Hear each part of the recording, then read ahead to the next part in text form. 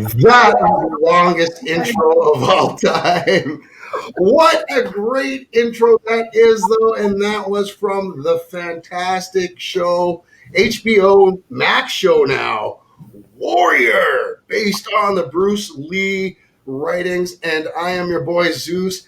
With me here today in studio, we have Matt Chao. Matt Chao is an actor from Pennsylvania. He's recently joined SAG after and to begin the next level of his career and attempt to etch his name among the many greats in the industry. Matt, how's it going, my friend?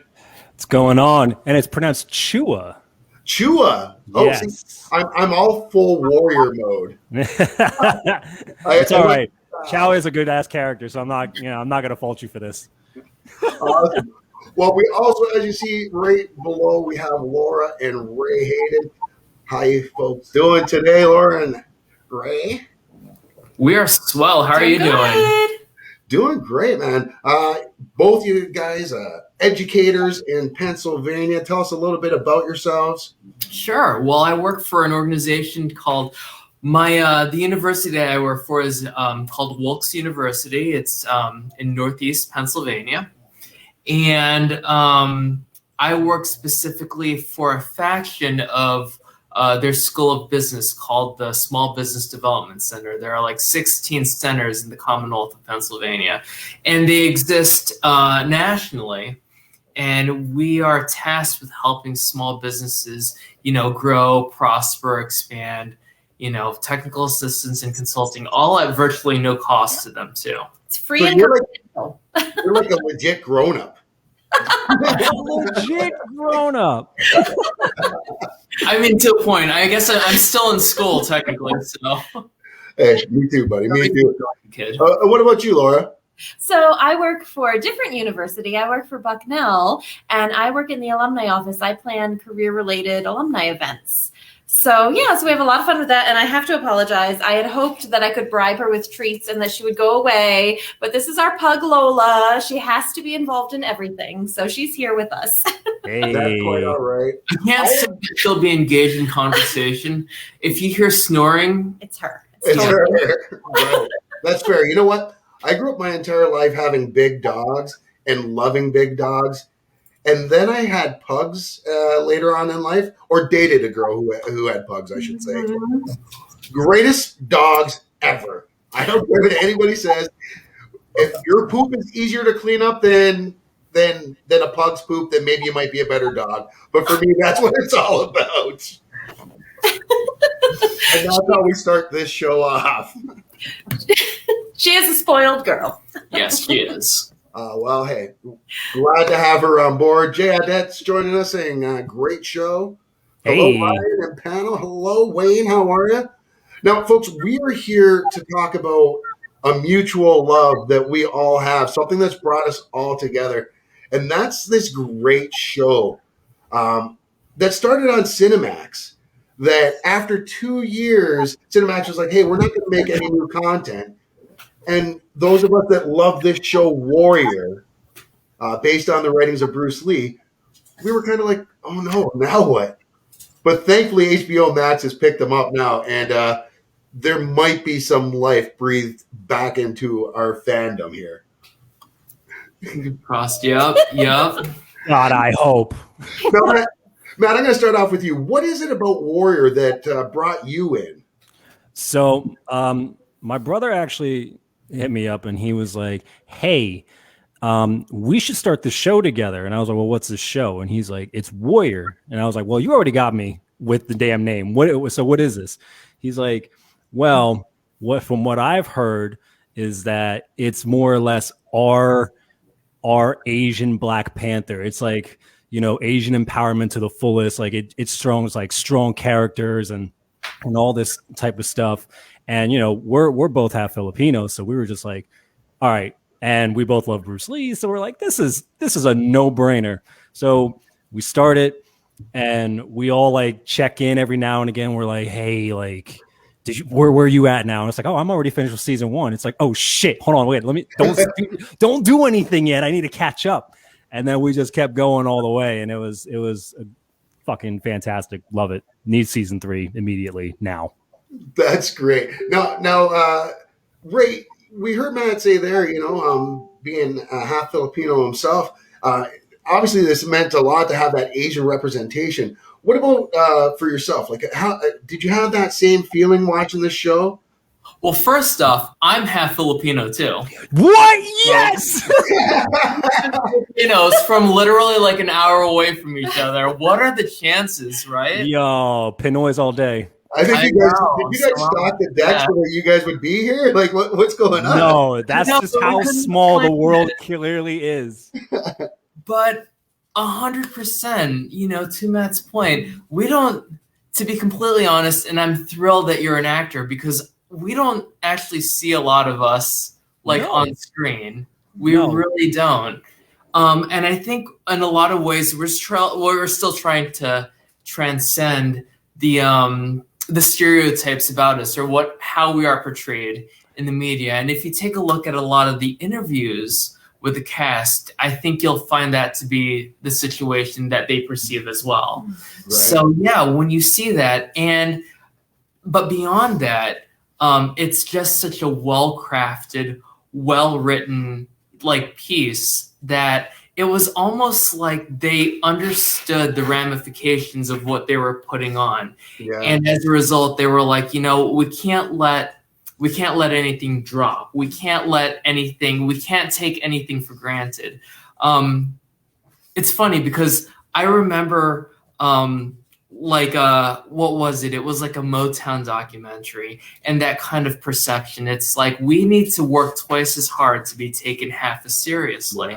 Mm-hmm. And I feel like that's what that's manifested in Warrior. Here. Yeah. So absolutely, to your point, Zeus, I feel it the exact same way. Yes. Now, Laura, you and I are both kind of on the outside looking in when it comes to this. I can relate a little bit more understanding, from the minority side of things. But for yourself, looking at things, I've talked to so many of my friends, so many of my white friends that watch this show, and they're like, I want to be rooting for the Irish, but I just can't.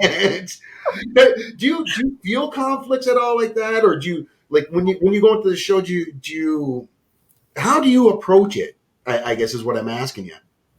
Yeah, no, I mean, I have to agree with Ray. Like, it's just so well crafted, and the storyline, the characters, I love them all. They're all so flawed, and they all have their things that you love and you hate. Some of them you hate more than others.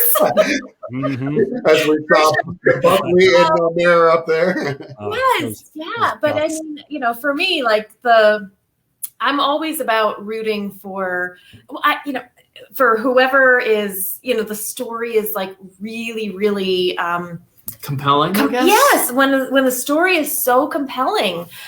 So yeah, I mean, for me, it's 100% about the story, and I love it. I really do. It's so riveting. Like, that is the word that sticks in my mind. If I could interject something though, like if you take a look at their portrayal of women, I think that's something to take into consideration. That's a good point. And even though, maybe Caucasians aren't painted in the most positive of light, and they are not characters that you can easily love, right?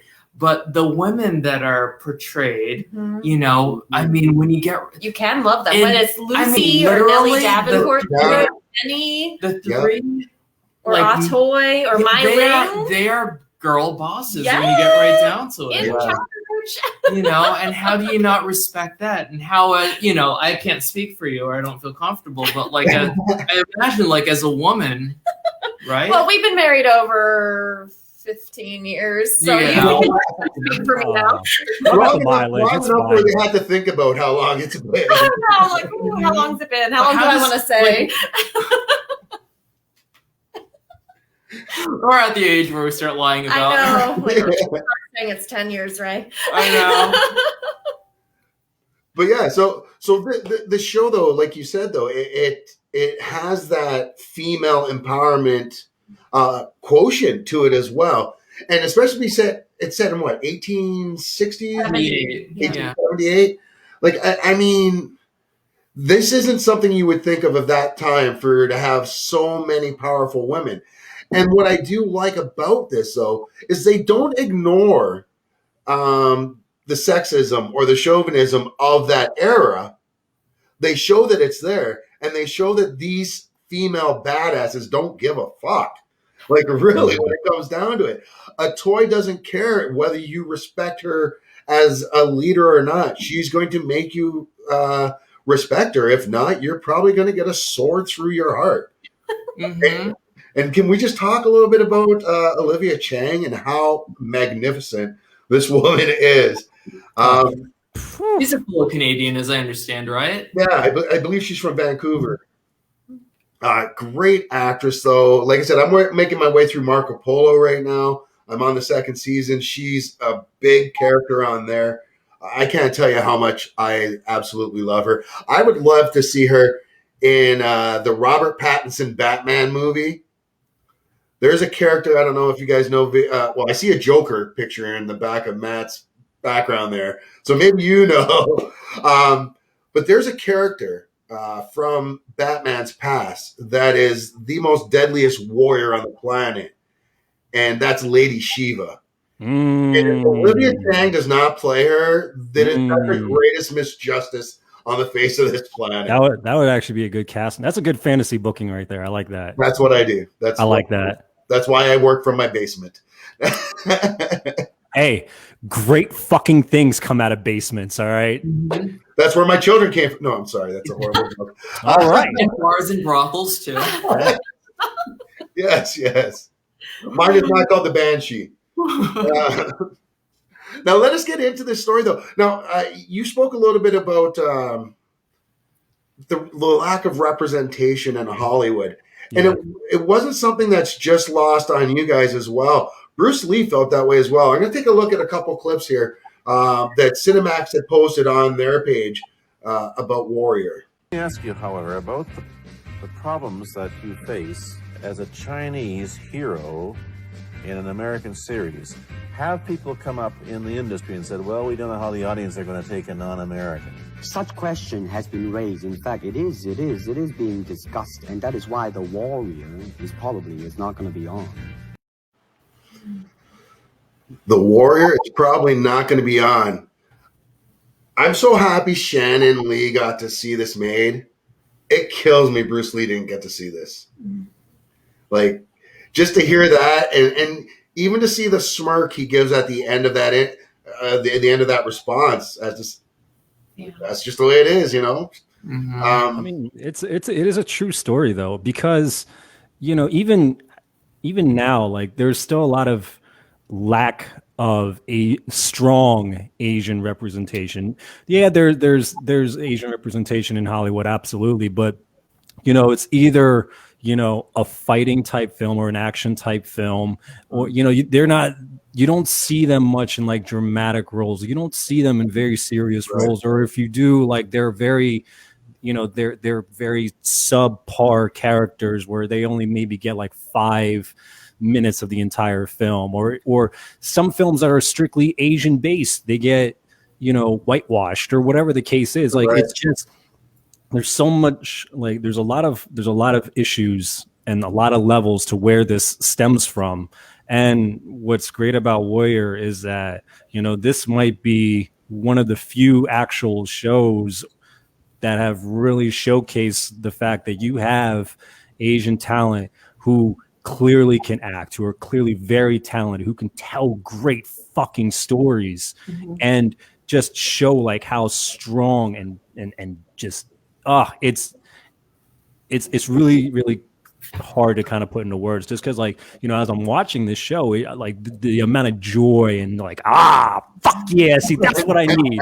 Like that's how I feel when I see that type of like presence on the screen. And it's just like, fuck, I really wish there was more of that. And I'm hoping that more eyes can, see this, whether if it's just these 2 seasons, then, as shitty as that would be, this is a great stepping stone to maybe have a lot of eyes on this and say, hey, look at this. Look what we can do when you give us the opportunity.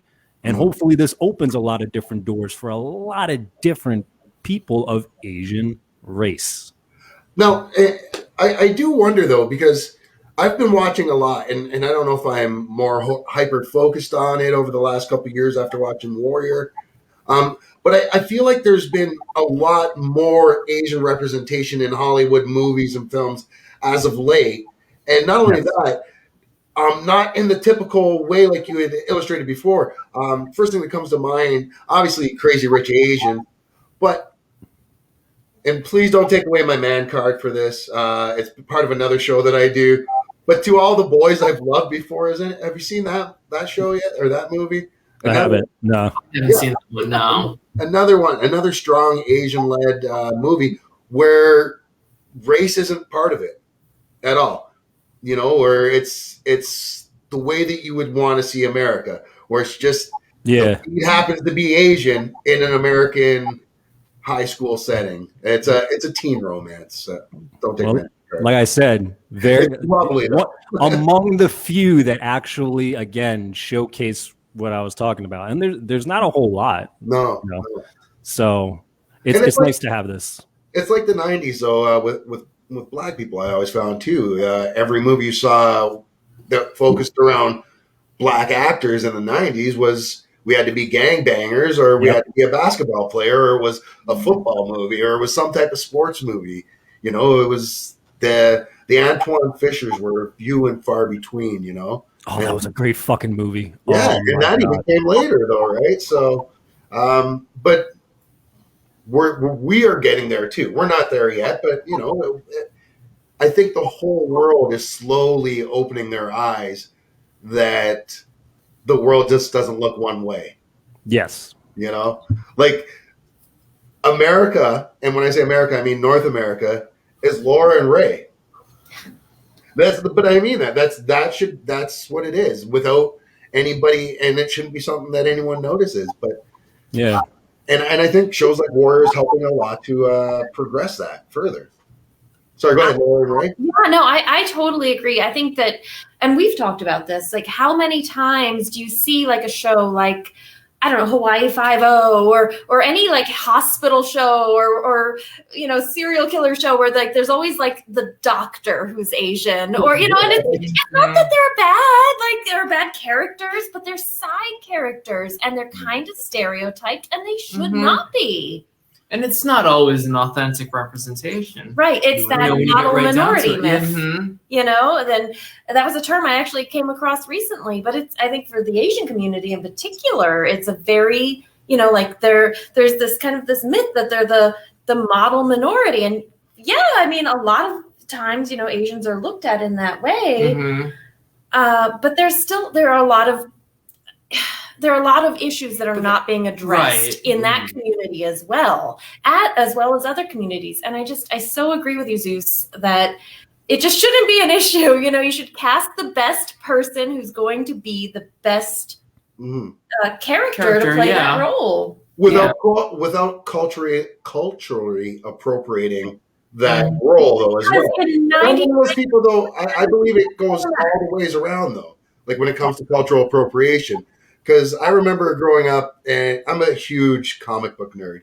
And I remember when the Spawn movie first came out with Michael J. White back in the 90s. I'm showing my age here. Good movie. His best friend in the movie was played by D.B. Sweeney. But in the comic books, his best friend was a black dude. And it bothered me. Like, it bothered me. But it also bothers me anytime that there's a character that's a white character in the IP, in the intellectual property, and then they change it to a different race on TV. I think it should be even both ways, right? I don't think I should be able to take a role from them, and they shouldn't take a role from me. If that makes sense. Me being biracial, I get both. So. Yeah, no, I feel you. Right. The original vision. Yeah. Well, I mean, even in the comics, like there's variations of Superman. There's variations of Batman. Like just right now, like they just introduced a new Batman, and it's one of Fox's sons. Yeah. So you know, like finally the first black Batman. Like, you know, there's so many variations, and I think it's when people are like, "Wait, you can't be like that." It's like, well, he can in this issue of this episode of this series of here. He actually is that. So they're not wrong. And that's what I say. I'm like, Batman can be black. I don't know if Bruce Wayne could be. Yeah. I'm like, that's why Miles Morales Spider-Man works so well and why he's so widely accepted. They didn't change Peter Parker. They changed who was underneath the mask. Yeah. And to me, it's like having Dread Pirate Roberts to do another deep dive in from The Princess Bride. Mm-hmm. It's a different man under the mask all the time, right? And that's the mask is what's important. And as long as the person carries the true heart of what that mask represents, that's what I think should be. And as long as you keep it that way, I don't care who's under the mask, as long as it's not the original character. Because I'm just one of those people. I think it should be. If we complain that people shouldn't be stealing our stuff, we shouldn't be stealing theirs either. And maybe that's a little misguided. But how about them sabers, though? That's my throwaway topic there. Oh, that's the segue? All right. Nice segue. Speaking of sabers that like to stab, let's get into the itchy onion, though. Episode number 1 of Warrior. I mean, this show hits the ground running. We meet a Sahm jumping off the boats here. Now, for those of you that don't know the background on Warrior, what are you even doing here? Waiting for? If you are here and you don't know what's going on, you should immediately know what's going on by going to HBO Max and streaming the shit out of that thing. And if you're in Canada, you go to Crave and watch it on Crave HBO. Just saying. Great show. The first episode, though, here, this is based on the teachings or a script that Bruce Lee had written back in the day. And this is what ended up becoming Kung Fu with David Carradine, sadly, because they didn't think an Asian could lead this, which was so strange because this was well after he had already played Kato on the Green Hornet. And I'm not sure if he'd done a Enter the Dragon yet. I think he'd only done his first 2 movies at this point. But either way, it was still a little silly to see. But this is a good opening scene. And the very first books were written, they even mention a Sahm. So let me ask you, Laura and Ray, what was your first impression watching the very first episode and seeing a Sahm hop off the boat? The first time I watched the episode, I didn't even watch it in its totality. This is because it's like a total married thing. But I stopped it, not long after that scene. And I actually waited until Laura was available. He was like, you have to come and watch a show with me right now. I think we just found our new binge-worthy series to watch. We so agreed. I think we watched the first season in like a week. No, not even. We made time. Yeah. We were totally not productive those 2 days, but pilot. That episode is just. That's actually, if I were to be completely honest, that's my favorite episode. I could see that. I think it sets so much groundwork. Yeah. It's the reason why I watched it for the first time, and it's a great. The 2 seasons are phenomenal when you get right down to it. But that's what hooked me in, and that's ultimately what realized my commitment in a manner of speaking. Absolutely. So, Matt, did I answer your question? I can't even remember. No, yeah, he did. Yeah, you loved it. Everything brought you in about it, and then and obviously brought you and Laura in as well. And you guys got this brand new binge-worthy show. Matt, did you have someone you watched it with as well? Like, what got you turned on to this? Yeah, I watched it with my girl actually, and so we did the whole let's finish it in a week type of deal, or I think it was less than that, honestly. Because me and my brother, we were like, "Yo, what episode are you on? Oh, I'm here. All right, yo, wait, don't go anywhere. Let me hurry up and do these few episodes, and then blah blah, all that fun stuff." So it was like playing that whole little race back and forth to who could finish it first. But no, so the first episode, once it cut to him, I was just like, I don't know who the fuck this is, but this dude is already like this talented guy just for the fact that like he comes off looking like Bruce Lee, being somebody else. So I feel so bad for Andrew Koji, man, because he had this thing of he has to play this character who's definitely Bruce Lee, but is not Bruce Lee. So there's like 4 layers to this man that he has to like put together, and he did it phenomenally. And once he gets in there and whips all 3 of the security guards' asses in one shot, and then he's just like, "Do you really want to?" I was just like, I know what I really want to do. I want to keep seeing what's going on. So it was. And Koji's amazing. Such a good actor. He just got cast to play against Brad Pitt in the new Bullet Train. Yeah. Which I'm looking forward to that. I don't know what it is, but I'm watching. I'm already signed on. Right? What's that? He's in the upcoming G.I. Joe movie, isn't he? Also. No. Yeah. Oh yes, he is. He's playing Storm Shadow. Yeah. Yeah, Koji's everywhere. He's putting in that work now. Sahm is a badass, and you spoke a little bit about that opening sequence with him and the officers greeting them after they get off the boat. Let's take a quick look at that for the folks at home who maybe haven't seen this show yet. See the badassery that is Sahm. Tomatye. Otowo. Mayula. Leila. Noah Mayula. What's with this one? You sticking up for your little buddy over there? They asked you a question, Slant. You don't understand shit. Yeah? Well, you better learn it fast. Because if you don't answer me now, he's gonna bleed all over that fancy shirt of his.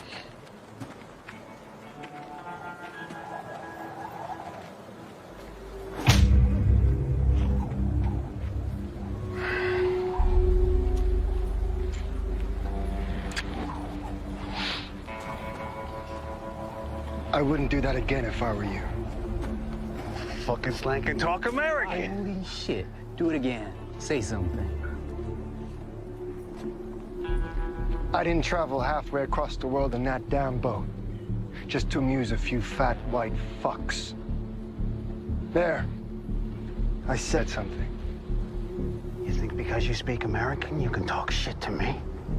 Well, you have to admit it helps. Somebody chink needs to learn his place.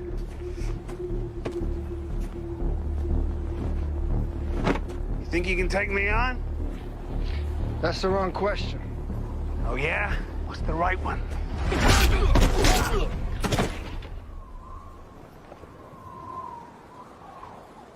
The right question is, do you really want to find out?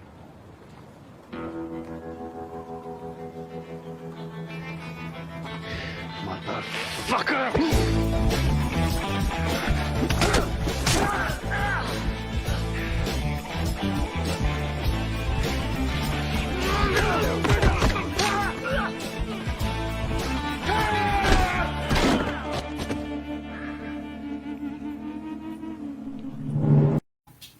See, Andrew Koji's such a fucking monster actor, just right there.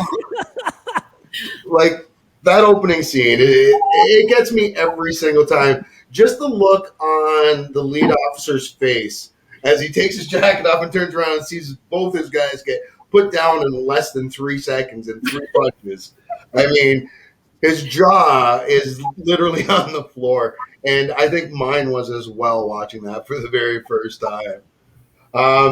We have some comments here that went in our group on the Warrior page on Facebook. So if you're watching along, feel free to join the group.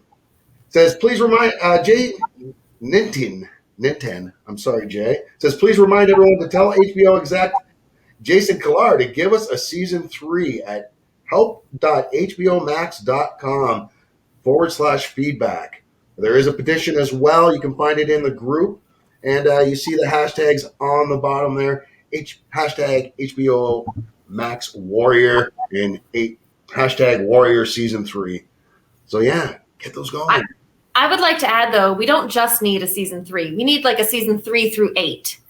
Mm-hmm. I say 6 in the movie. And then a movie afterwards. Yes. Yeah, like all like Firefly Serenity style. I don't know if you guys know what I'm talking about. Oh, I Maybe. know exactly what you're talking Oh about. yes. We all know. We all know the best way to get blood out of your clothes, or is to put it through the wash. Oh, no, that's a bad joke. The wash gets impaled. Sorry, bad joke. Oh, Too soon? Is that too soon? yeah, Still too soon. yeah, and it's Still been too like soon. 16 years. Yeah, right. So about them sabers. There you go. I love it. All right. Well, I'm glad to see that there's no Penguin fans here. Glad that somebody knows what I'm talking about. I think Hello, we're all Andrew. here. So hello. So yeah, we were talking about this as well. Now, one thing about this is a lot of people, and myself included, had no clue what the tongs were going into this. So I probably watched this and got 8 episodes into the first season before I actually got off my ass and Googled what tongs were. And for those of you at home that may not know, tong is a word that means hall or gathering. And you can see the rest there on the bottom there. Now, folks, what was it? And I'm going to ask this of Laura and Ray to start. What was it that stood out the most about episode 1 for each of you? You know what? It's strange to say, but when he first spoke like perfect American English, that actually, and then to see the reactions from the guards' faces, that actually took me back to like a place in time where and it wasn't me, but I remember being in the supermarket with my grandparents. My grandparents were originally from Hawaii and then came to the mainland, but their English was completely American English when they spoke. And I just remember the clerk on the other end of the thing, right, where you put like your groceries on, just like this, like almost surprise, you know what I mean? Surprise about like how good their English was. And seeing that scene, even though it's a different context, of course, just kind of took me to a different place where, I don't know, where your expectations, in a manner of speaking, need to be recalibrated.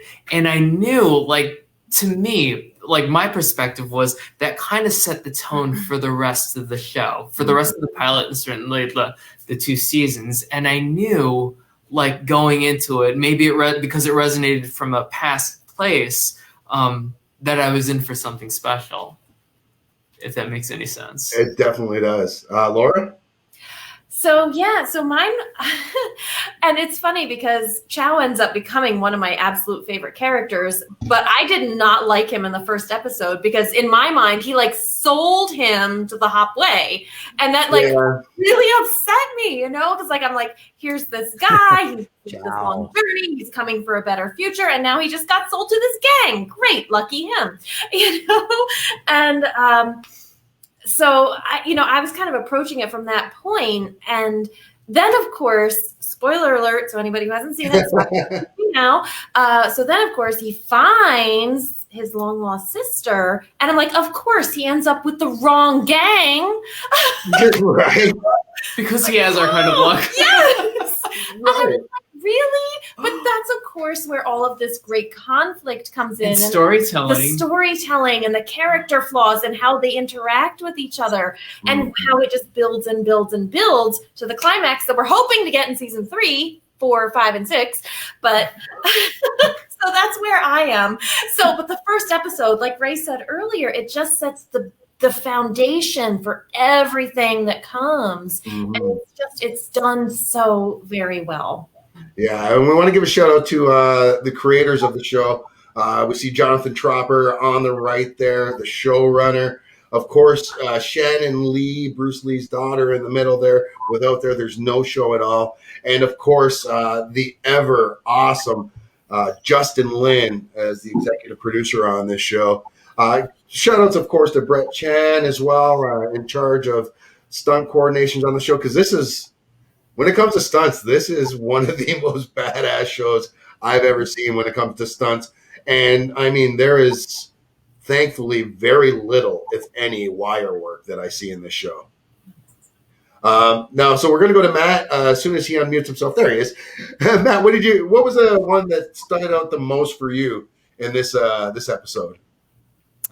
When they did that subtle change with the camera angles where they were speaking Chinese, yes, and then once they panned over and they spoke perfect English, so then to the world, like, they were speaking Chinese, but to us as the viewers, they were speaking perfect English, but they were actually speaking Chinese to each other. Yeah. That subtle thing right there, I was like, that's it.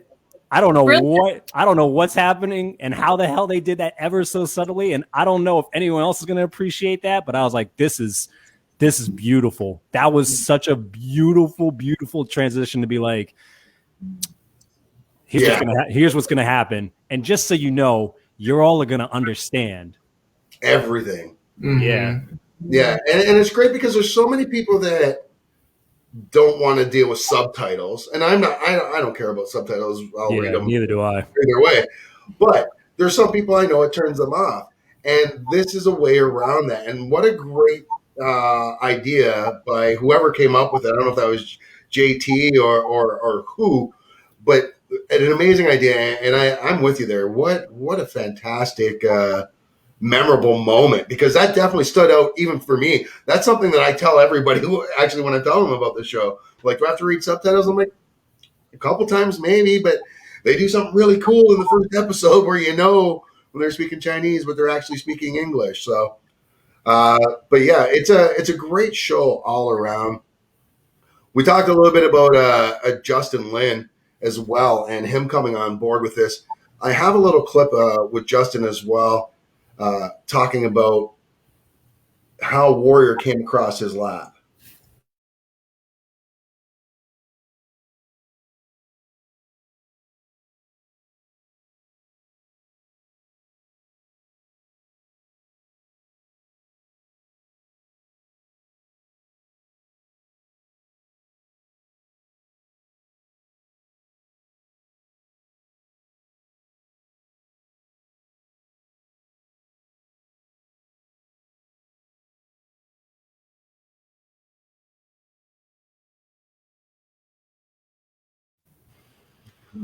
Wow, that's great. Now I'm wondering, did anyone who's watching this, did you actually see that video, or did you just see us reacting to the video?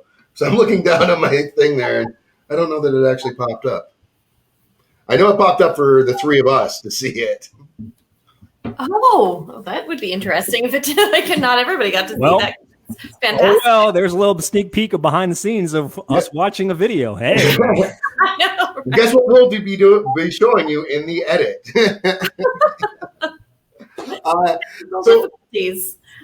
Now, did you folks know all that about Justin Lin as well, and the stories about Bruce Lee trying to get this off, and then, you know, Shannon Lee bringing the scripts to, or the old stories, I should say, to Justin?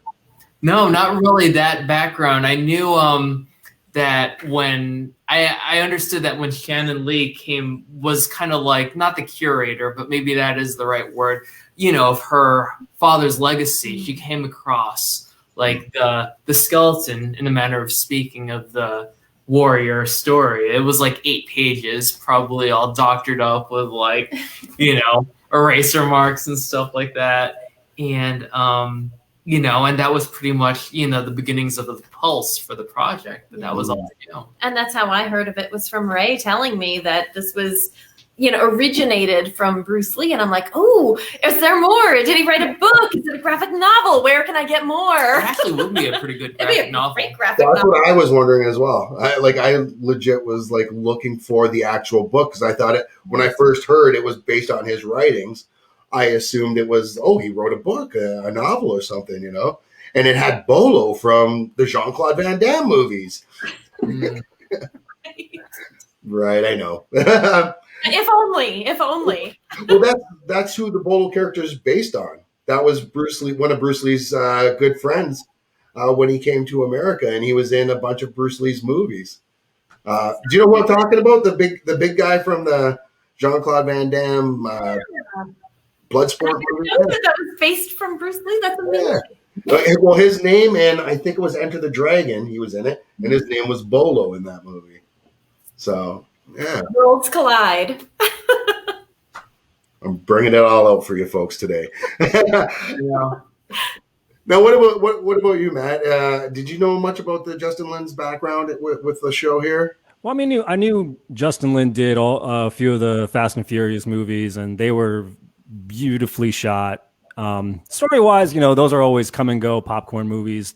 Everybody's entitled to their opinion on those. Right. I like them. I think they're fun. I just get to watch and turn off for a bit.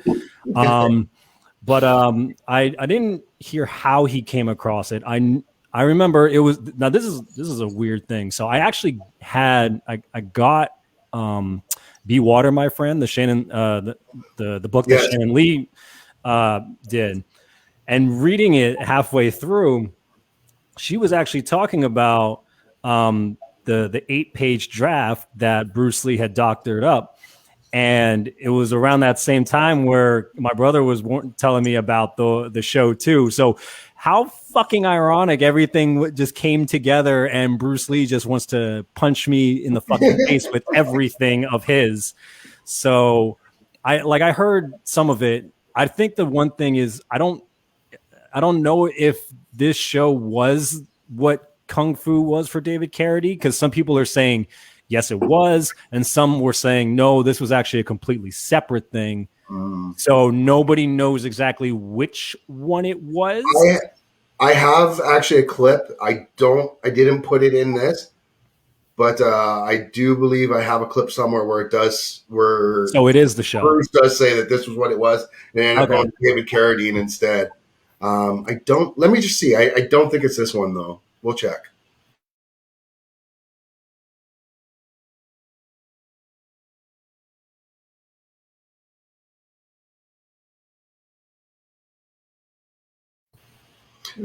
Yeah, so it didn't say on there. I'd have to go through the entire clip again. It was over an hour long, that interview. So, but yeah, hey, all I gotta say is I'm just happy we're getting to see it now. I would have loved to have seen Kung Fu earlier with Bruce Lee instead of David Carradine, but then we wouldn't have got that cheesy '90s remake, Kung Fu: The Legend Continues, which was just so cheesy. It was great. I missed it.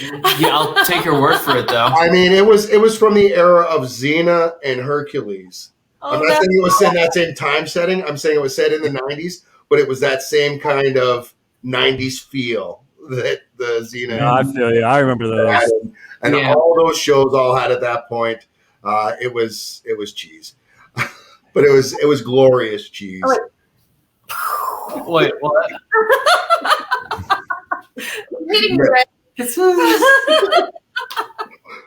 You've got domestic violence happening at the other end right now. So yeah, I know. You saw it on camera, guys.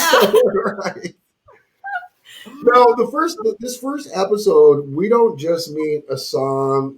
I mean, of course, we meet you. talked about it, Laura, how he meets Chao after that opening salvo against those cops, and he basically sells him to the Hop Wei, which we see in the picture here. We got Bolo up front, Young Jun in the back there. Yeah. If you don't love Young Jun, there's something wrong with you. I'm sorry. We all know a Young Jun, though. I think everybody in this world has a Young Jun that's your friend. We've all got that one crazy guy, and Jason Tobin plays this to perfection. I feel like in my early 20s, I might have been the We Young might have Jun. all been Young Jun at one point. Right. You know, I think I might have been him. I might be old June right now. Great character though, and Sahm, he kind of endears himself to Young Jun right away by disrespecting Bolo of all people, and Jason. Young Jun loves him, and he brings him in. He gets him branded and becomes part of the Tong, the Hop Wei. But he is looking for his sister. He's looking for his sister, Zhao Zhang. But she's no longer Zhao Zhang. She is now the mighty Ling, who is married to the leader of the Long Zii, as we see her here. That's a great photo. This is one of my favorite photos. This cast is amazing. But what a mind bender. It's hard for me because I've seen this show so many times, and I went back to watch it again today, this first episode before the show, so it was fresh in my mind. It's hard for me to remember and go back to that first time watching it to see if I was surprised to find out Mai Ling was the leader, or, in bed with the leader of, the Long Zii. How do you guys remember what your feeling was then? Did it take you by surprise? I'll start with you, Laura and Ray. I kind of had a feeling, an inkling that she was going to be like either a sister or a love interest. No, I knew that she had to be one of the two. I knew that she wasn't just going to be like a prostitute or, whatever. I had just this, that it would develop into this character that was a badass in her own right. Yeah. That in some ways she is beyond a Sam's equal. She has surpassed him. Right. When you get right down to it. And I think she's so integral to making the story and certainly the pilot so compelling. Yeah. And not even to jump to the end of the episode, but even the way she talks to Sahm when they finally meet up at the end of that first episode, and she talks basically down to him. It almost makes you feel like she's talked that way to him his entire life, though, is the way that's the impression I got from that.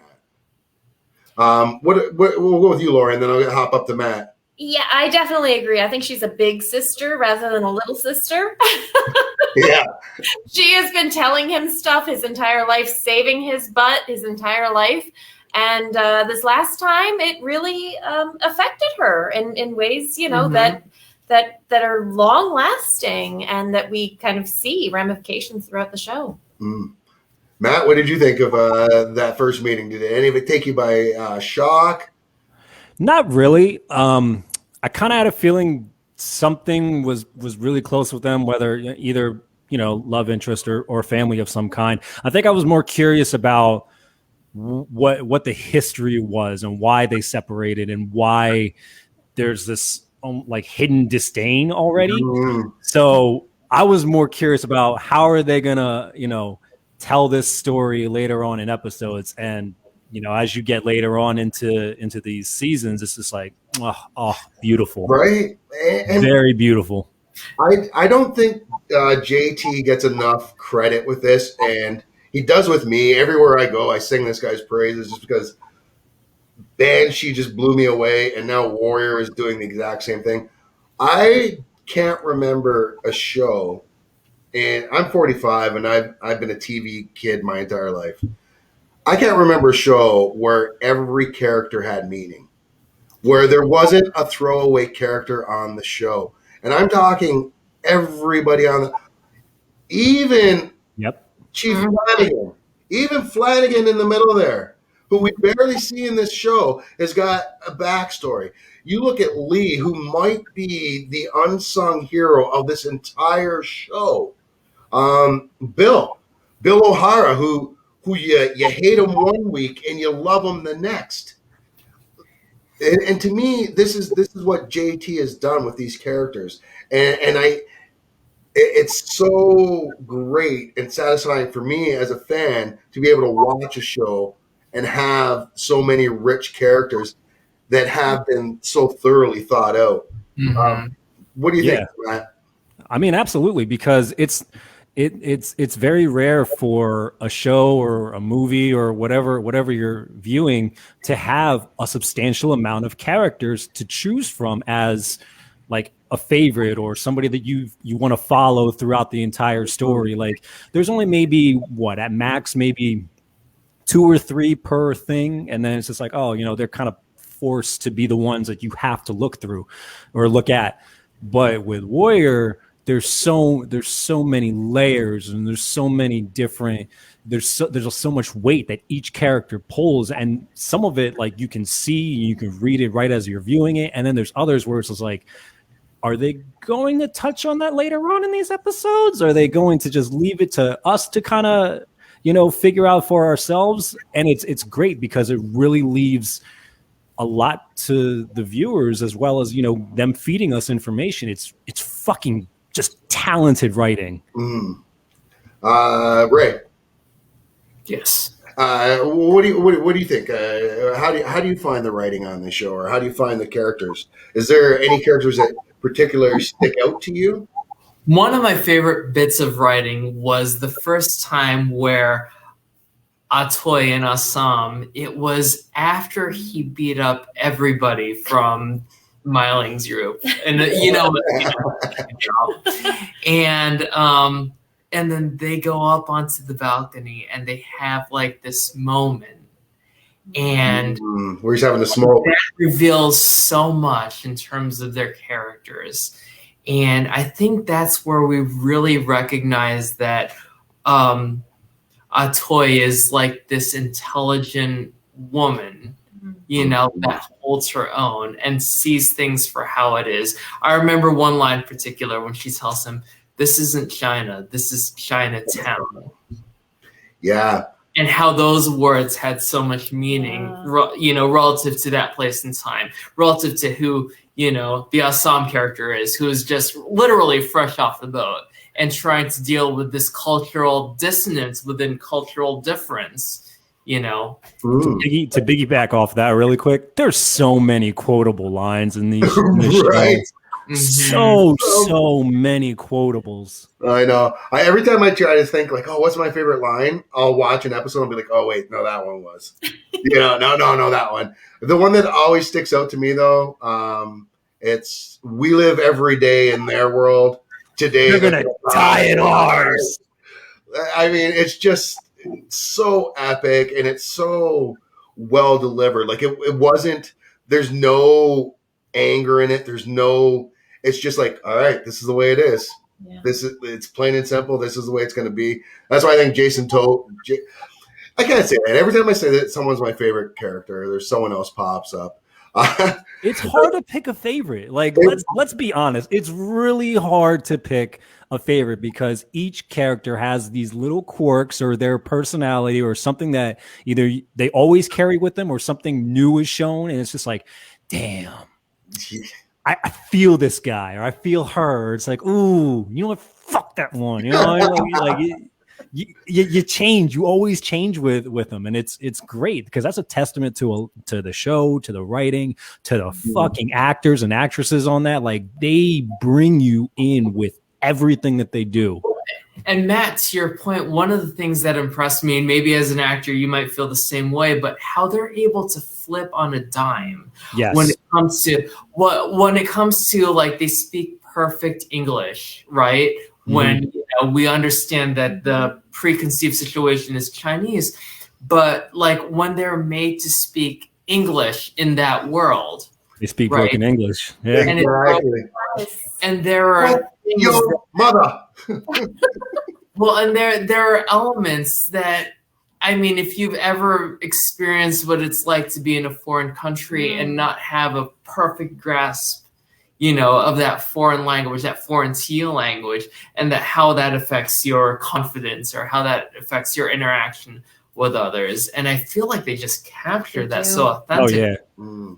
There's not enough praise. This could be like a 5-hour show, and it still wouldn't be enough praise to the testament to everybody on that show, every single actor and actress to be like. And I'm not an actor, but like I felt myself like within those scenes, thinking to myself like, where did they go for that to capture that for themselves? Talent, practice, consistency, wherever they were pulling it from. I mean, I think someone who really needs a lot of praise on this show that I don't even know who the person is whoever the casting director is. I think the casting director gets some serious props for this entire cast. Now let's talk a little bit. We haven't talked too much about the law. We showed them quickly. Bill O'Hara, Russell Flanagan, and the Southern boy, Richard Lee, Officer Lee. Some great acting here. Kyrian Bew plays Bill O'Mara, David Butler playing Russell Flanagan, and of course Tom Weston Jones as Officer Lee. These are listen, David Butler, Flanagan, Chief O'Flanagan. There's not much where you can hate or not hate him. He's just the guy in the middle he's like, well, this is my job. I'm doing my job. But then you've got O'Hara and you've got Lee on the other hand, who are complete opposite coins. But they have this strange bromance, I guess, to start, at least for a season and a half. First, let's talk about them. Who stands out the most for you guys when it comes to the law? I'm going to start with you, Laura. I have this total love-hate relationship with Bill. But yeah, 60-40, we're like, it is. I think like 60% you actually love him, 40%. It's one of those things, and I didn't even like this movie, but it's that quote, I love him for the man he almost is. It's that old Jerry Maguire movie, yeah. It's like, I Circle. He just, it's like in his heart, way deep down, he's this honorable guy. He's the stand-up guy. He wants to do the right thing, but then he has these vices, and they kind of mess things up for him. Oh my god! And he keeps giving into those vices, and it's like, oh, Bill, if you would just stay on the straight and narrow, you would be the hero, but you're not. And no. Yeah, I want to love him. I'm so close to loving him. It's so funny, like because we've been watching the show and it's become part of our lives. And like I remember a few nights ago, good night, I'm ready to go to sleep, and then she was like, "Oh, I feel so bad for Bill," and I'm like, "What? Bill? Who's Bill?" I'm like, we need to unpack this. It's like, no, I'm tired. No. Say that, just let it go. I mean, he sticks with me. And it's funny because we have had conversations about it because you don't like Bill at all. You don't like him at all. I really don't. I don't know why. The only fight we have in our relationship is about Bill. Damn. He's really infiltrated our lives. He's coming between us. Yeah. Mm-hmm. So why are you in counseling? Well, fictional character. It's all Bill's fault. Now, Ray, who's it that stands out for you then out of the officers? Out of the officers, I mean, the one that resonates most profoundly with me, I guess, or that I like the most is Lee. When you get right down to it, I see a lot of. You fell for his southern charm. That's got to be it. Well, bless your heart. Well, I mean, like he's the one that I could identify the most with, and it's really hard to, we're not going to make it about race, right? But it's really hard to identify with the majority of these white characters on the show. But at least he's not identifying with the majority of the white characters in some ways. Yes. Because he's an outsider too. Paradox. I guess that makes him relatable to me. Right. And it's got to be so hard being Lee as well because he was an outsider in the South because he wasn't one of the Confederate waving. Oh, he's a paradox and a half. Yeah, he was married to a slave, basically. Well, even the procedural things that he does, that's so right. When like when he's doing autopsies, John Chinaman, and he's like, "But can't we get his translator?" And you see the dissonance in him, and like I can see myself having that kind of dissonance. He's a good man, at least to start. Or the analytical progression that he has when he's at a crime scene and he's taking notes, and that's just so far removed from the janitorial, so to speak, duties that these other officers are used to. That's true. Yeah, fair. What about you, Matt? Who stood out for you? Lee was definitely like the standout, obviously, because there was a lot of mystery to his character. Mm-hmm. Like there was breadcrumbs here and there, but there wasn't a lot to really pull from. And it's like, all right, what's with him? I don't understand. And Bill, I could have just kind of taken as is. It wasn't until later on in the show where it was just like, ooh, making some bad choices here, Bill. In terms of the show though, his character he has a lot of growth and a lot of lows all within 2 seasons. No spoilers, just saying, just putting it out there. There is a ton of depth to that character, Billahara, and Kirian Bu. I'm sorry if I'm pronouncing that incorrectly, but he does a great job with this role, and I think it even speaks to the fact that how much Ray dislikes him, though. Speaks to how great of an actor Kirian is and how great of a job that he and JT and the directors have done with that character to make him resonate, whether it's negatively or positively, with the people that are watching. That whole cast and crew deserves every award possible. The lighting, the camera guy, everybody in Crafty, everybody needs costumes. The costumes are epic. The costumes, the extras, everybody. How about this? Collider, one of the best entertainment magazines out there and websites out there, ranked 2020's best action sequences. This is including movies and television. Number 1 was Warrior. Good. As well, they damn well deserve that. Yes. That beat Extraction's 12-minute action scene. Wow. And I think it was the final fight in episode 9, season 2. Mm-hmm. So the penultimate. So not the last episode, but the one before it. Well deserved. I feel like if Bruce Lee action doesn't fucking hit number 1, then something's wrong. Right? Then you need to get a different stunt team in there. Different fight coordinators. Yeah, and not living up to the best in the business, honestly. Oh, yeah. Well, I think the nice thing about Warrior is that the fight scenes and the sequences, and even Andrew Koji's portrayal of Sahm, at least from my perspective, it's not replication so much as it is an homage. Mm-hmm. And I think that counts for a lot.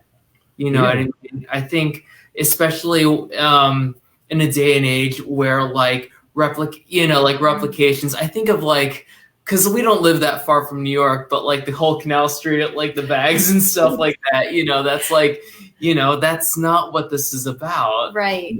It is. It's not imitation. It is homage. Yeah, it most definitely is. On that appropriate, that line where, you don't go too far one direction. Right. It's all about honoring the legacy that has come before and that's created this, that's generated this in the first place. Mm-hmm. Well, that's why I said I feel I feel so bad for Andrew Koji, but damn, does he fucking master it so well. He really walks that fine line of making a Sahm himself, but you see the sprinkles of, man, that's definitely Bruce Lee. Yeah. That motherfucker was there.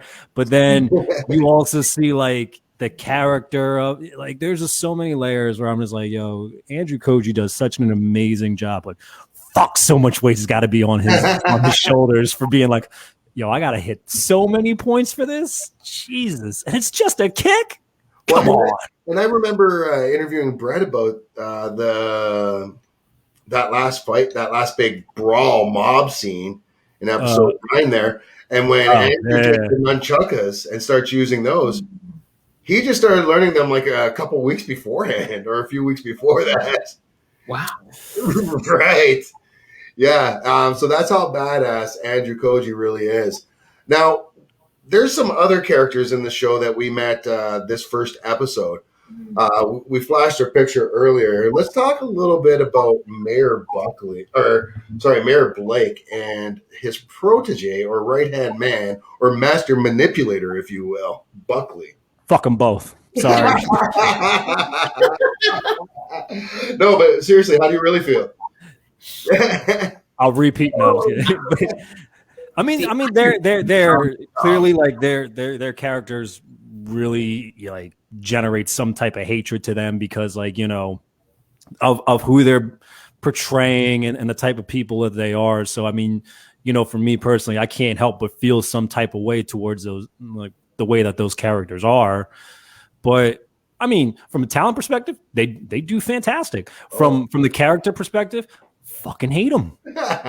Fucking hate them. But that's that's what it was. And I love that's another thing about this show that kind of goes over people's heads. The historical fiction, like the historical fiction of it, like some of these things, like the Exclusion Act and the Tong Wars, like this actually really happened. This all really happened. It's just set in a fictional characters. Now, I don't think the tongs that they used were actually real tongs, though. I don't know. I know there was a Tong War, but I don't know if those were the real names of them or not. I looked up the Long Zii and the Hop Wei, and I couldn't find them in the Tong Wars at all, so I'm not sure if they were actual things or not. But to go back to Buckley and Mayor Blake, we see Christian McKay on the left there, who plays Samuel Blake, the mayor, plays him to perfection. You absolutely hate this guy every single time you see him on screen. And I think the same could be said for Langley Kirkwood as well, who plays Buckley.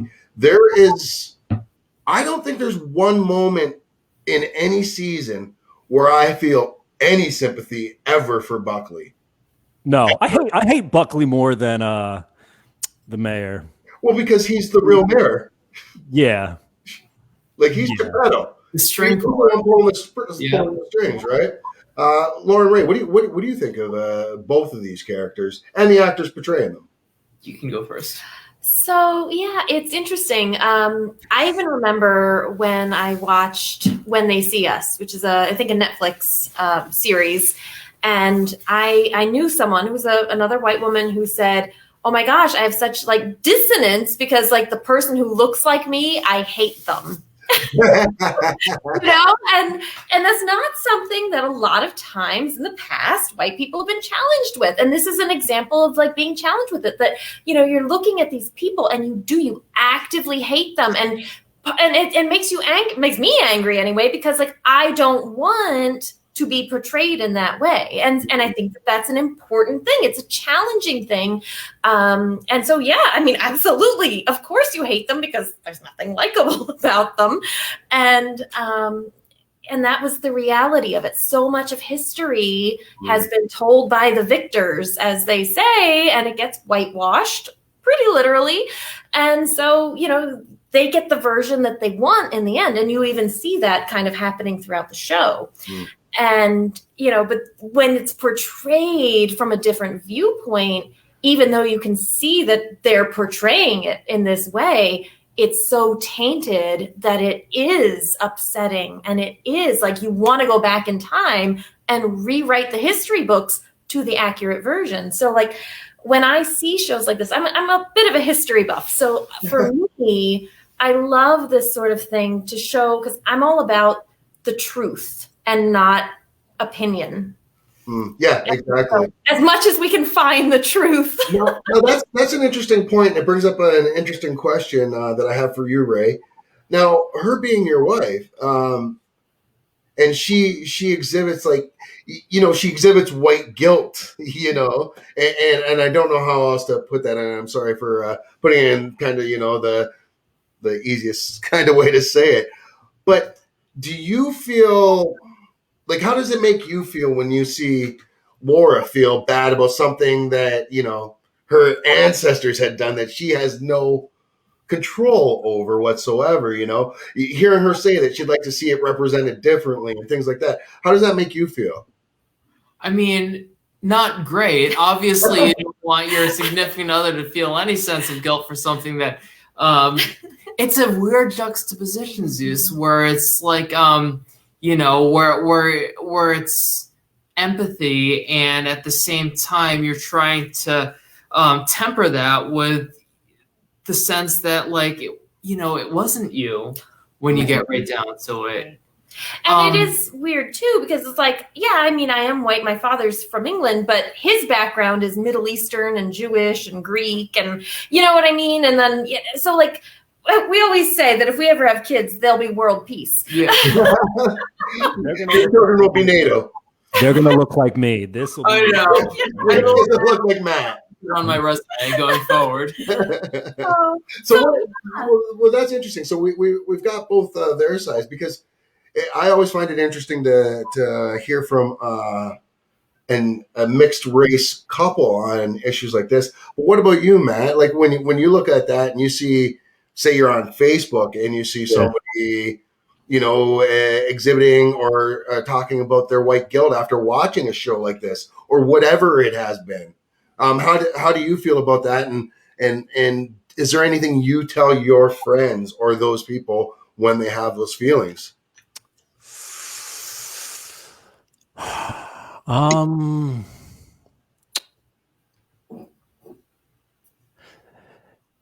It is an interesting question, only because if I'm not responsible for other people, I'm only responsible for myself.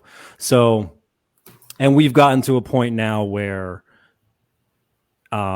everybody's criticized for their opinion, or an opinion is wrong, or so on and so forth. And I don't think we allow a conversation amongst people to maybe understand. There's really no understanding. So, I mean, if I try to stay away from social media, really. So whatever people are saying, it's definitely over my head, or I'm not paying attention. But I mean, if certain things come across my ear where I'm in a position where I'm going to say something, then absolutely I'm going to speak where I'm coming from, but I'm also not going to fucking crucify you for maybe your position that you take. I actually want to be like, well, I'm kind of curious where this all stems from. Where did you get this thought process? Why do you think like this? And then, maybe we can agree on something, or maybe we just will never agree on whatever the case is, but it's just, at least the conversation is had. And, then it's up to me or whoever else I'm having that conversation with. Like, do we continue a relationship or friendship or whatever the case is? And if so, and we can look past differences, awesome. If your differences really hit me differently from a moral standard where I can't ever agree with that, then maybe that shit's going to get terminated. It depends. It's a very heavy question with a lot of different degrees. Sure. And there's definitely a right answer, but I don't know where the wrong plays in, and I don't know if I even fucking answered anything.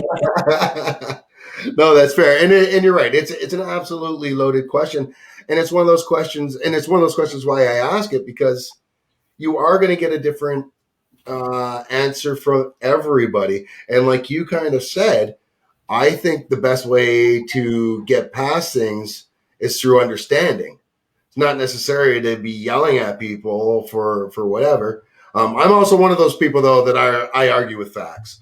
I'm one of those people that I let everybody have your opinion. Just don't try to pass your opinion as fact. I have like that Bruce Lee temper, so I try to just avoid everything at all costs.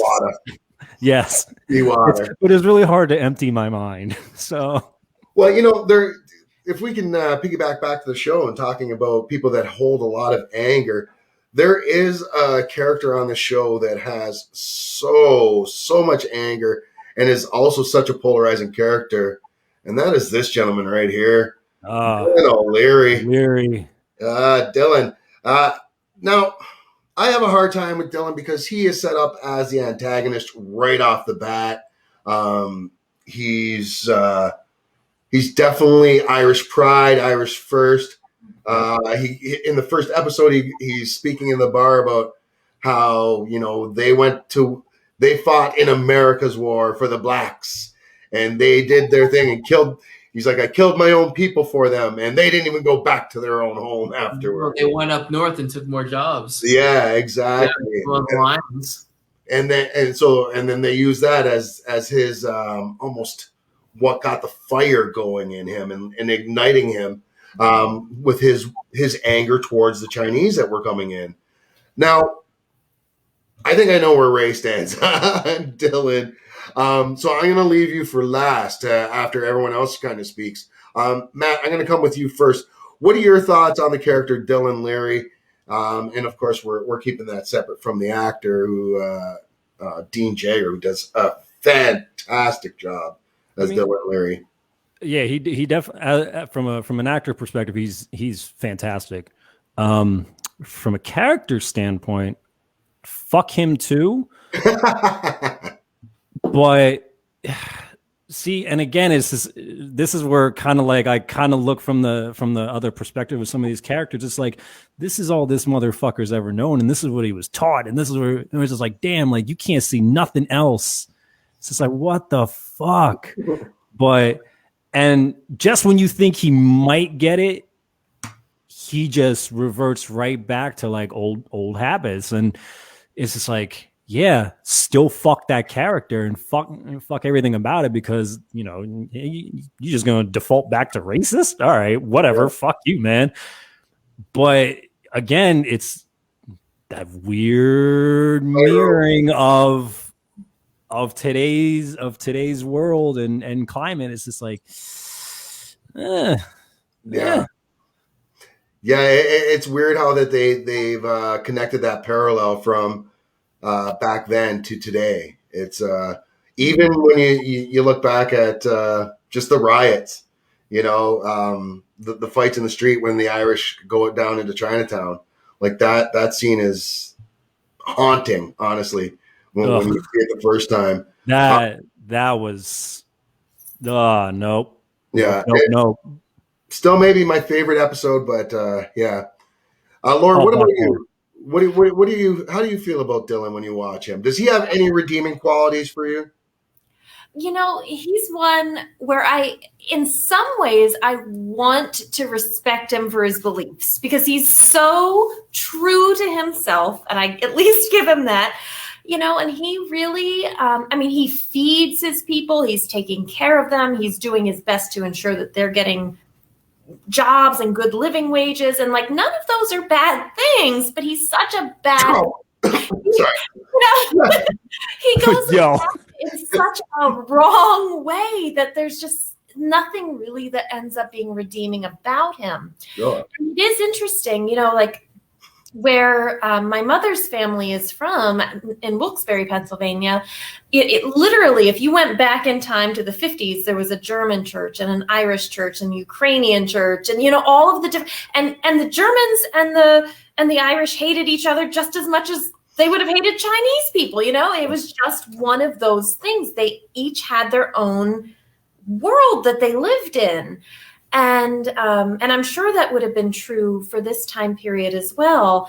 And so, it's one of those things where, the modern person in me wants to celebrate the differences and be like, yeah, hey, celebrate that you're German, celebrate that you're Irish, celebrate that you're Chinese, but also be this other part that's American or whatever it is that's bringing you together. And of course, at the time period, that was not happening. So yeah, it's one of those things where I just, I think that the actor is very charming. I think he does a wonderful job with it. He's strong and he's aggressive without being so aggressive that he turns you off. He's still a little alluring. And I think it's his devotion to the Irish people that really bring you in. Tell the truth, he's a little sexy, right? Well, yeah. The truth comes out now. No, you brought up that point about how he feeds his people and makes sure they all get jobs and stuff. And I was thinking about that too. And I would like to tie that into one of Matt's points as well. Is every time Dylan does something where you're like, well, that's a little redeeming, then comes like an episode where he's like, all right, I got you a job. You got your first pay. Pay up now. Over. You're like threatening the boy. Like he's the original Jimmy Hoffa. So it is hard to. Every time he does something redeeming, he squashes it almost immediately. Like the episode in The Banshee where the blacks come in and they're just looking for a drink, and the bartender tries to throw them out, and Dylan's like, "Hey, these are real men, just like you and me. They didn't ask to be here." And you think, "Oh my God, he's being nice to these black guys and everything." And then he's like, "You boys should know better than to come in here, finish your drinks, and get the fuck out." And then you're like, "Oh yeah, that's right. You are a douchebag." That is a perfect example. 100% perfect. That's just sums him up so well. Now, Ray, I know you got a lot to say on this character. Let us know. Like, and I hate him. Like, I just do. No, wait. Don't hold back. Like, tell us. I cannot find anything redeeming about Dylan. That being said, I respect his presence in the story because without the Dylan character, I feel that there is no advancement or limited advancement to the story, to the progression of the show. So I respect his role and his utilization in Warrior, but like he does something that's just like so visceral. Like my response is so visceral that anytime I see him on, on the show, I'm like, oh, I hate him. That's aspects of him are, I don't want to give anything away, but aspects about him are more redeeming, I feel, in the second season. Yes. But certainly if we're like limiting it to like the first season, certainly the pilot, I definitely hate this dude. I think to piggyback off of both of your answers, obviously he is like that strong character, and he does, he does great things for the Irishmen and the what do they call them, the workers, or what the hell is that group's name? Everyday Man. The Everyday Man. Yeah. I think what sucks about it, because he could be a really awesome character, but it's the fact that these good qualities are all hinged on the fact that he's stepping on others in order to do so. Like if it was just him standing on his own and being his own pillar and bringing up his people based on all that, I think he'd be a fantastic character. But obviously the story would be a lot different. But it's because for doing all these great things off of disdain for other people, it's like can't co-sign with this at all. Now we don't see too much of Penelope Blake in this first episode. We do get to meet her. We find out that her and her husband don't have a good relationship at all. No. She teases him with sex and not getting any. But that doesn't seem to bother him anyways, because we see him at a toys brothel anyways. Penelope in this first episode, I didn't know how I felt about her for the first few episodes, to tell you the truth. And after watching the first two seasons, I still don't know how I feel about her. Now, how did you guys feel about Penelope Blake in this first episode? I'm going to start with you this time, Ray. To be honest, and putting my mind to when I finished the episode, I like Penelope. I understand exactly where she's coming from, or at the very least, I can empathize.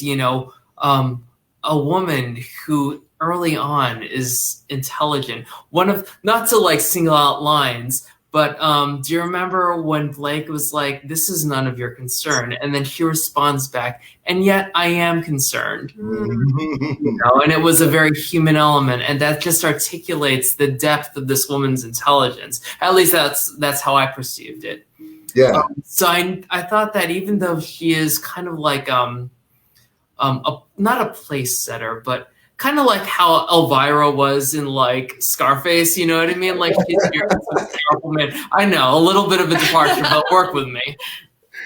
Like that there is something to her, that she has her place, and I appreciated her development. And then of course you have to watch the series, both seasons 1 and 2 to really, at least in my opinion, comprehend who she is as a character. Sure, and where she's coming from. What about you, Laura?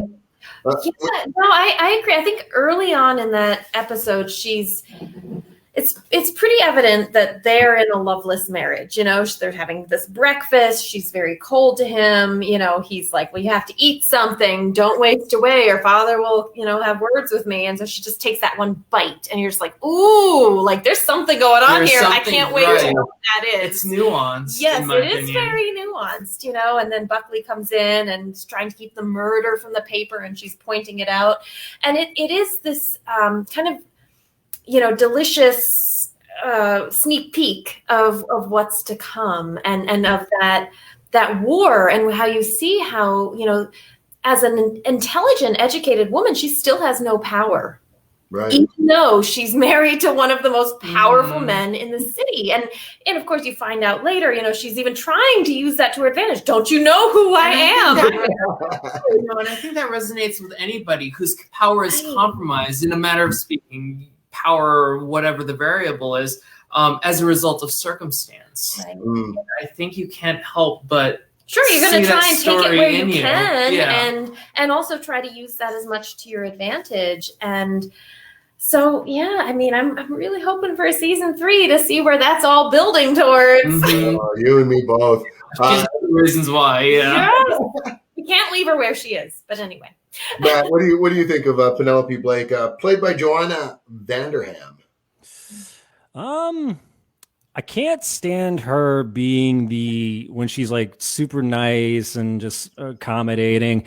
I love when she becomes more like cutthroat and a little vicious, and she's got this little dark side that she brings out every now and again, where she like steps up to people. I'm like, yes, see, what, just turn full-fledged fucking villain on me already, like. Because there's that sort of like magnetism from that character alone when she flips that switch, where I'm just like, now where does this come from? I want to know this. Like, I know it ain't just being held down mad long. Like, I know that's got to be a thing, but what else? What else is driving this? Dealing with Sophie all her life. Yeah, but like when she's just very prim and proper or whatever, I can kind of deal without her, just because like she doesn't really do much to me for the story when she's like, but man, when she gets in that ass, I'm just like, yes, keep going. Let me see what else you got. Because she does, and she brings it. She is a powerful, and I feel like we're saying that with almost every character on the show is a powerful character, and they're all powerful in their own rights.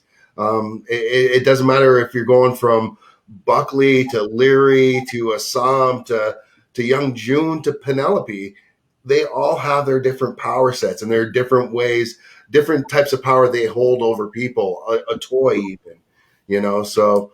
And of course, I think maybe the most powerful player of all is Chao. Oh, hell yeah. Can we just say Chao's the fucking MVP of this entire show? Like, loyalty is not for sale. We give loyalty is not for sale. Everything else is, which is great. A Banshee alum as well. He was on with JT show Banshee. This was his character there. His name was Job. Great character. That's where I first found him. And wow, man, one of my absolute favorites. Now I just want to, because we've been going really long in this, and I didn't mean to keep you guys this long. Let's get to the last, the last big player that we come across really in this show, and we haven't talked too much about, and that's my boy Yong. Oh, Yong. Sub-Zero himself. Sub-Zero. My God, it doesn't matter what this guy is in. He is phenomenal. I mean, if it wasn't Koji playing Sahm, it could have been Joe. It really could have been Joe. And I mean, Joe could play. If they do another movie about Bruce Lee, I could see Joe playing that role. He is that good. Joe can say nothing on screen and just fucking I could watch it all day. Like, he barely says anything on this show as is. And it's the fact that like there's so much acting in just his subtle movements. I mean, he could just do a fucking eye look, and I'm just like, right, my man. What? What? Come on! Like, he's the action version of Jim Harper in The Office. Everything's in the eyes. Dude, it's crazy. That man. Oh, he is definitely a presence every time he's on screen. Even if he's in the fucking background, it's like, I see him. It's like right there. Like, it's like I know my Ling's there, but it's like, yo, what's Sub-Zero gonna fucking do, man? Like, and what a great pick to play Sub-Zero as well. Let's talk a little bit though about Yong. What stands out about Yong for you, Ray, when you watched it the first episode? There's like a sense of power in his Quiet silence. power, Yeah. That's what really affected me, and I think what he does so great in the series is when he differs from Ling, and like they're not on the same page. And he's still, I don't know if the word is subservient, but maybe succumbing to it, even though it's with resistance or even though it's with internal conflict. And I think that says a lot for his sense of character, despite the fact that when you get right down to it, he's kind of a gangster, so he's a G. Let's call it for what it is. He is a fucking G. I mean, gangster. I mean, on a bad day, maybe a little bit of a thug, but That's one thing I don't think I would give him though is the thug thing. I would say that he's that one guy that honor above all else. It seems with Yong, he is one of the characters that I think I have the most complex, rounded respect for. Yeah. I don't know if you walk inside anywhere with your PJs, with your hands behind your back, and you're just not saying a word. I'm immediately going to be fearful of my life because there's something you are going to do something. What? Oh wow! What about you, Laura? What stood out the most about Yong for you? For me, I mean, to be honest, when I watched the first episode, I thought he was the Bruce Lee character. And I think the reason why is because Andrew Koji is amazing, but he's so cocky and he's so like in the moment. And I'm like, that's not Bruce Lee. Bruce Lee is like, he is like not looking at the one guy who's fighting him. He's looking at the room. Oh no, Bruce Lee be cocky. Both, I think. Well, he was cocky, but in a good way too. I mean, but yeah, I really just, I kind of immediately associated Yong in that role, just because of how quietly confident he always was. And I feel like Bruce Lee always brought that too, just this inner spotlight. The moment he was on screen, you're looking at him. It doesn't matter what else is happening. You are looking at him. And I think that Yong's kind of a scene stealer in that way. Well, and you know what? And Chao is too. Well, and Leon, like, and the actor, Joe, when the one scene where he is in the fight with Sahm, right? Like not the first time, but like a couple episodes afterwards, like it was spoiler alert. Yeah. Yeah. Yeah. It was believable totally. The outcome. Yes. Oh yeah. Episode 9. Yes. Season 1. It's the control. Yes. He has. I do think that he is. I think you all have nailed it. He's that quiet scene stealer every single time he's on set. Doesn't matter where he is. There's and I keep going back to episode 9, season 2, but and I don't want to do spoilers for anyone who hasn't watched it, but there's that big epic moment where Joe comes on the screen and just gives a head nod. That's it, and that's all it is. And that's it's like, oh man. And there's a breakout character in season 2, which we'll get to in further shows. Oh, I already know what you're talking about without saying it. Right. I already know what you're talking about. That's why we need a season 3, just because I need a back episode that's just all about the violin man. The violin man, though, in the story is played by Han. Just saying. Yeah. Yeah. Sorry. That's a deep cut for anyone who's actually seen the show. But yeah, so that's basically does it for our wrap of this first episode. The Itchy Onion. What a great title, and some wicked titles too in this show as well. I'm going to leave with one thing. Each one of you, if you can leave us with a parting word that could kind of sum up episode 1 for each and every one of you, Anybody who wants to go first here? I'll be nice and let you guys choose there. Oh, it's like school. I'm gonna have to choose someone. I got alluring. Alluring. I like that. Ray? Oh. I guess surprising. Nice. Down to it, yeah. I said it earlier, but I'm going to use it again. Riveting. I think from the start to finish, it's a riveting episode, and it sets up everything that's to come. Nice. I like it. I'm going to use a compound word for mine and say binge-worthy. 100%. This was a lot of fun sitting down and talking with you guys about this show that we all love so much. I want to thank Laura, Ray, Matt for taking the time out of your afternoons. We're all snowed in here in the East, so we weren't doing much anyways. Facts. Well, shout out to you, though, Zeus, for letting us be on this platform. Thank you for having us. Yeah, thank you. I got to tell you, honestly, I just wanted to do a show like this or see a show like this for Warrior. I'm not going to lie. I feel a little bad me hosting it just because I'm not Asian or Irish. I'm both. So we all love it. Right. Matt, you should be hosting this show every week because you're both. So, but no, you can co-host with me. We'll do that. There you go. I do want to thank everybody, though, again, for taking the time out of your day for doing this. Remember, folks, if you can, we want to save the show. We do need a season 3. Go to HBO Max. Go to their page. Flood them. You see it in the scroll on the bottom there. #Warrior Season 3.